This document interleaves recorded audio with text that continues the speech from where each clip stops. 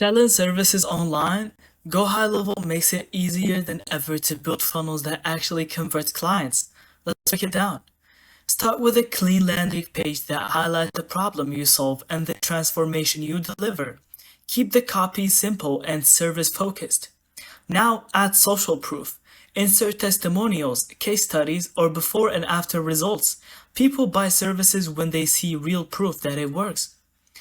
Now strong call to action.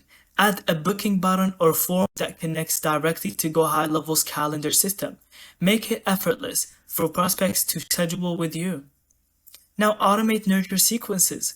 Use GoHighLevel automations to send follow-up emails and texts. This keeps leads warm and reminds them why they should work with you. Inside the dashboard, monitor every stage of your funnel. Double down on what's converting and adjust where people drop off. That's how you build service-based funnels in GoHighLevel. Thank you so much for watching. I hope you found this video helpful. Don't forget to leave us your thoughts in the comments.